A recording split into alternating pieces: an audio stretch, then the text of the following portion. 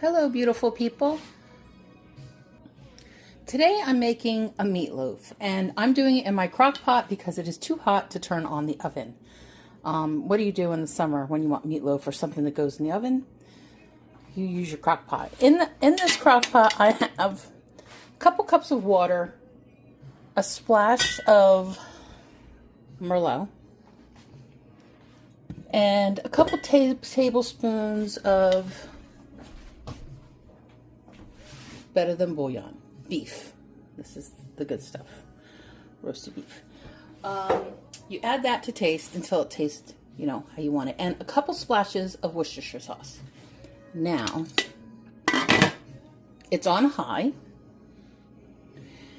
and it's almost to a boil as I prepare everything else. So here I have prepared a few carrots. There's two of us, so I have a couple sticks of celery, which I like with the greens, about a quarter of an onion, chopped up kind of chunky, and I like the Vidalia sweet onions. You can use whatever you want, and a couple carrots. We like it carroty, so I chunk them up. If they're a little wide, I cut them in half lengthways like that. But you want them kind of big because this is going to take a few hours to cook. So we're going to set that aside until we're ready to add them. I also have here two packages of portobello mushrooms, which Alton Brown says to always buy the diced ones, and I believe this is true. He says that they're typically cleaned better and ready for use. So basically I put them in a colander and I shake them out. Sometimes I give them a rinse just to make sure that there's no goo, and I shake them. So it's just sitting there resting. Now, in this bowl, I have a little bit of onion, about the other quarter of an onion, just chopped up kind of chunky. And we get this meatball and meatloaf mix, which makes life easy because on the other side is a recipe, which doesn't always, so you have to peel it. You have to so what I've done is I actually have one inside my cabinet here. Let me show you. Inside my cabinet, I have one taped up here, so I know what I'm gonna do. And I remember how I doctor it. So there's a tip for you. Put it inside your cabinet. So what I do is, to this, I add the meatloaf mix. And this is, I think, 2.5 pounds.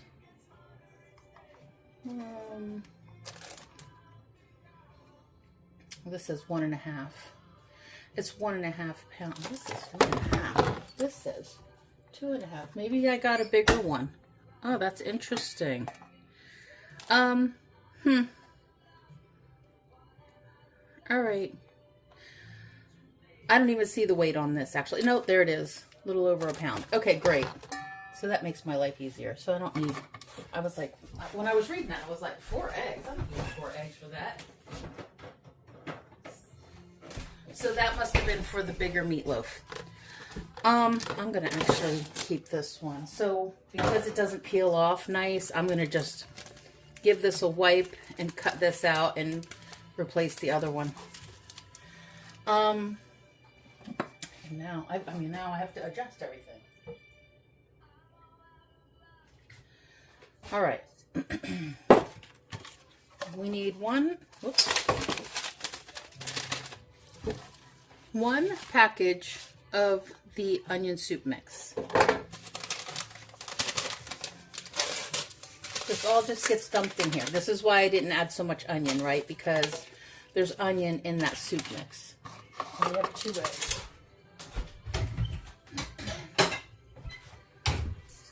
Always break your eggs into a separate bowl because you don't want, I guess, unless you want the extra calcium, I guess, go ahead and eat the shells. But this is good because you could have bad eggs or whatever, so I always do mine individually.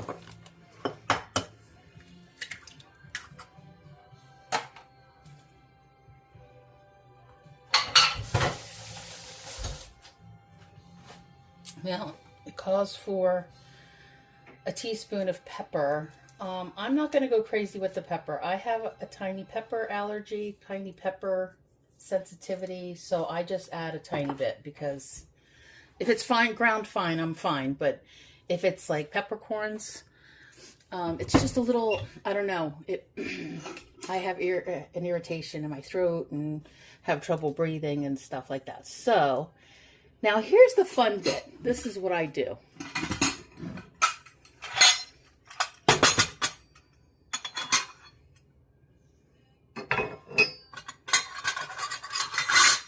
Stand by. I'm getting there. This calls for breadcrumbs. 3/4 of a cup of breadcrumbs. I do not use breadcrumbs. I use saltine crackers, and I feel that this makes the meatloaf more, keeps it more moist and less dense. So it's sort of juicy and fluffy. So I crack these in, and I keep them kind of chunky. You don't want them like powder. You want to keep the kind of the chunks in there. And it says that we need 3/4 of a cup of breadcrumbs. So I'm going to do 1 cup, about a cup of crackers. So let's see how close I am. Yeah, I did pretty good. So we have that. 2/3 of a cup of milk. This is a liquid measuring cup. Now I've seen people online using, this is a dry measuring cup. So there is a difference. Sorry about the ding. This is for dry, this is for wet. Because if you put 1 cup in here, you go to move it, you know, it could slosh out, right? So there's a reason why we use the things that we do. So that goes in. Now, we already have the onion in there. It says calls for 1 small onion chopped.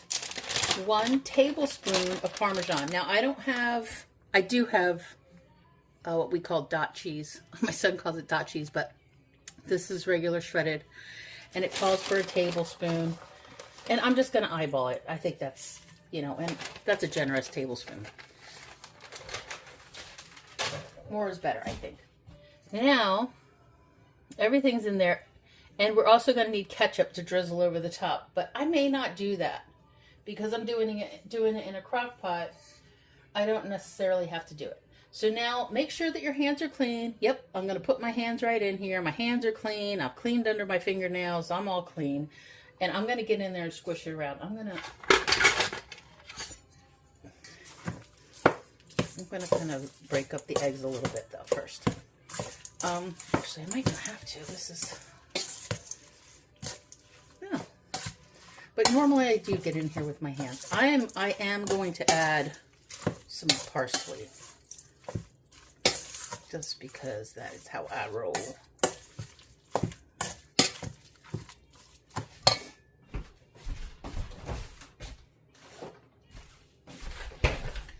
I don't know if you've seen this. So when you buy your parsley like this, you've ever had it, you know, you're sprinkling and it won't come out. But if you turn this,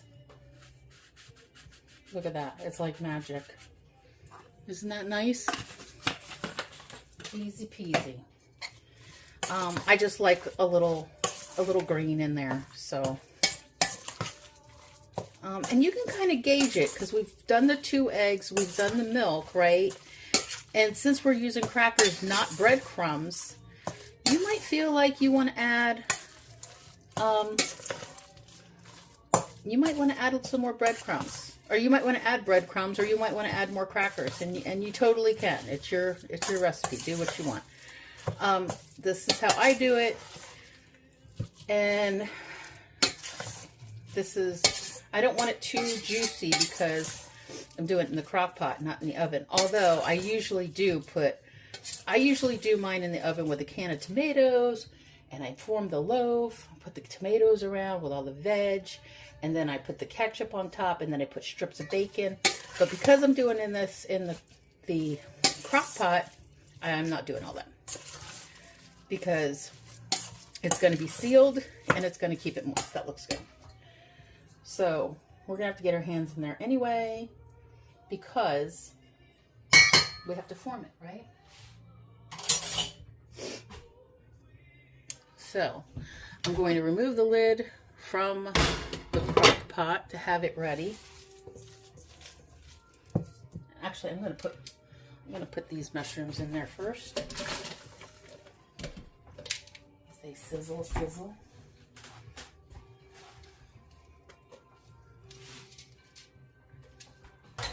Sizzle, sizzle. I'm gonna put the veg, actually, I'm gonna put everything in there so that the meat can sit right on top of the bed of vegetables. Okay.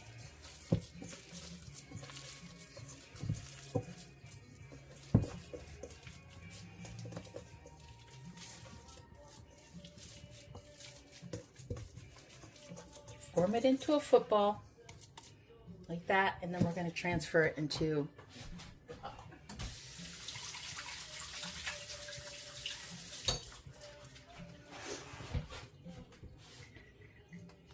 Okay, so this is what it looks like. I put the mushrooms in, I put the veg in.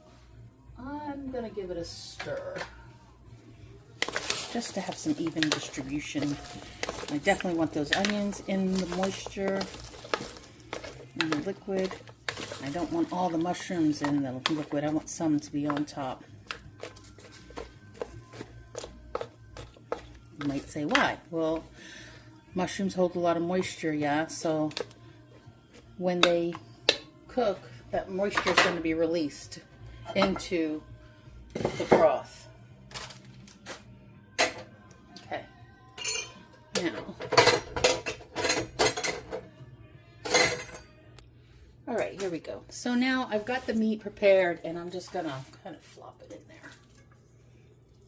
Right on top of the veg. Ooh, that side of that thing is hot. Be careful when you put it in. Don't burn yourself like I just did. And that's it. Now, this is gonna take a while to cook in here. Probably 3-4 hours, so it'll be done. What time is it? It's almost 1 now, so it'll be done by 5:30. We're going to cover this up and let it do its thing. We're going to keep an eye on the water content and make sure it stays about 1.5 inches or 2 inches. If you're wondering about this thing, it holds the lid. Very handy. I got it off of Temu for like, I don't know, 86 cents or something. Anyway, so here we go. It's doing its thing, and we will be back. That's what I forgot. I forgot to add my potatoes. I'm glad I caught that. I just got the little red ones. So this is a tip about red potatoes. They come clean, and if they're not red, if they're black, they're not fresh. Red potatoes are fresh. I've already like rinsed these, and they come clean. Like when they come very clean. Yeah, I thought I felt this soft spot. We're good. There we go. All right, we're at like 2.5 hours. I've taken the meatloaf out of the crock pot and I put it in the oven to brown. It's done. It's at over 168 degrees. And so this is the veg. Everything looks good. I don't have a fork handy. Grab a fork.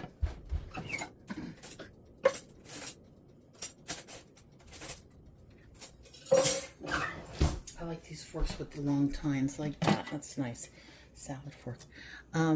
Everything's soft. Ready to go. So it really cooked very fast. Everything is soft.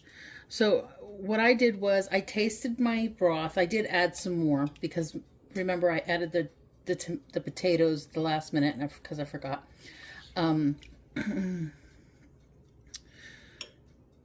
And yeah, that's soft.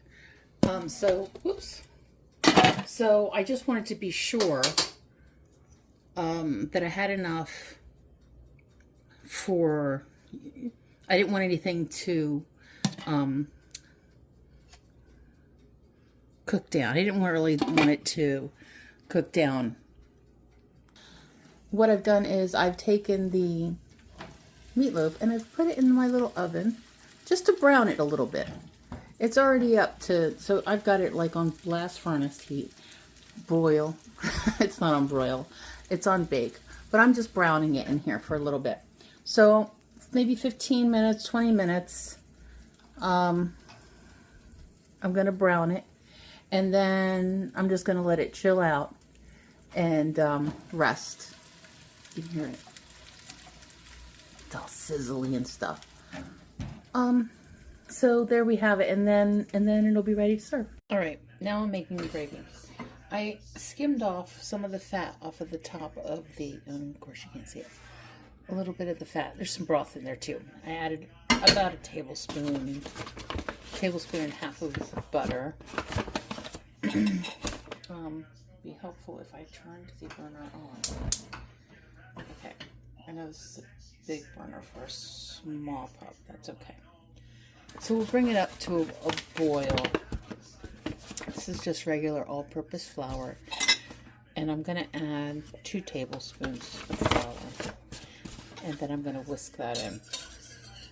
This should come up to a boil pretty quick.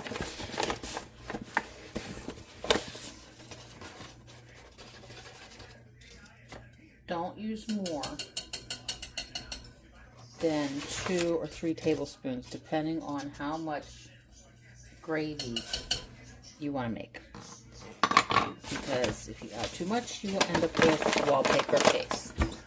Trust me, it's nasty. Don't do that. So,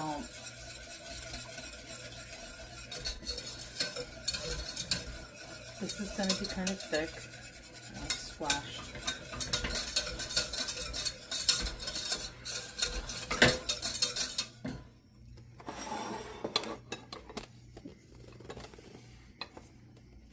Boost you up a little bit. There you go. So now you can see it's thick. And it's going to bubble. It's going to do some stuff. Let it do some stuff. Let it get as thick as it's going to get. And then we're going to add the broth from the meatloaf into it. Butter in there. Okay.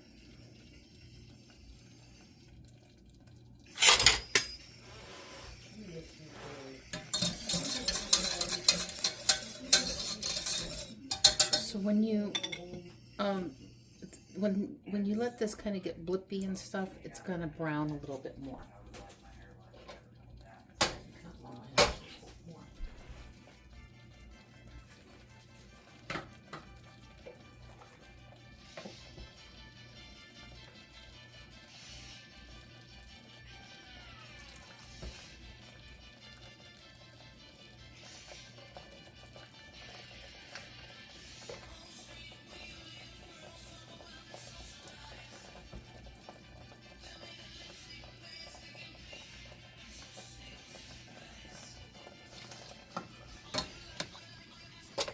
Just add it slow and whisk.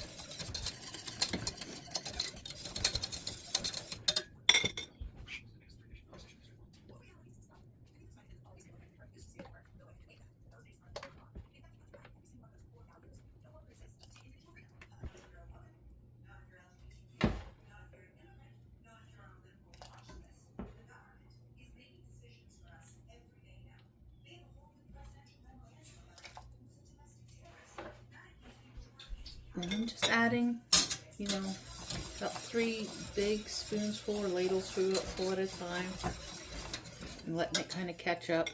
You can, at this point, you can add some more seasonings if you want. You know, taste it. Does it need more beef bouillon? Does it need, you know, if you want it more brown? It's pretty brown.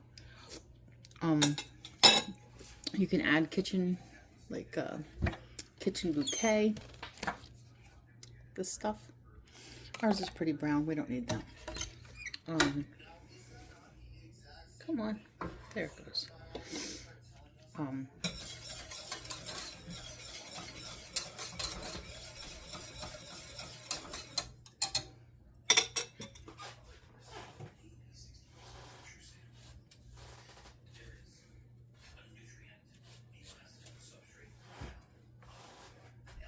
Just waiting for it to come up to a boil.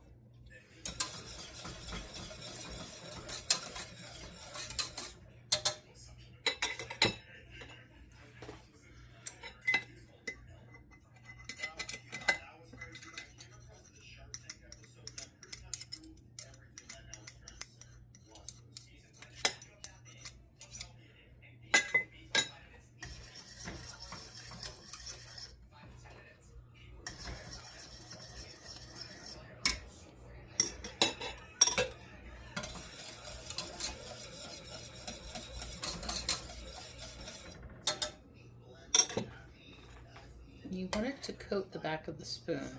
So you can see how it coats, but it's not quite there yet. So let it cook down a little bit. The flavor is good. Could use maybe a little garlic salt, I think. Tiny bit. I like the Lowry's with the little parsley bits in it.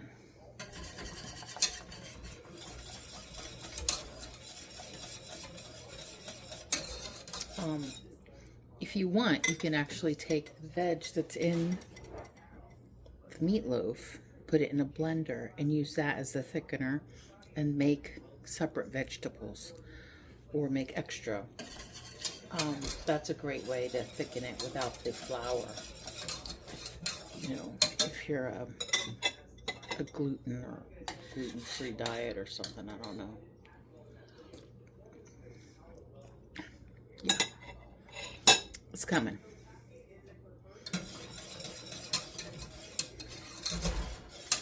I just don't want anything sticking. Probably doesn't look like much. I mean, it looks like brown, like whatever, right? I'm sorry, I'm gonna stop this. He's watching TV. Christian is home. Okay, here we go. Now we're cooking. So you can see it's rolling. And it's gonna slowly thicken now. So we just let it do its thing, and it's gonna cook down just a little bit, and really get those flavors in there. I'm gonna do more. You can see how it's got that like nice shimmer to it.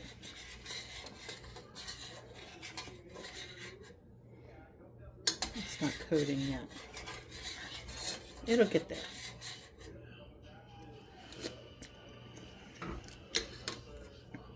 It's nice, yeah. It takes a little bit. It's gonna thicken. So we're gonna let this roll and let it do its thing for a little bit while we wait for it to thicken. Okay, so the gravy is ready. It's nice and thick. Coats the back of a spoon. If you can see it. Now it's black. And I also have some broth in there. So, gravy-rific. Bon appetit.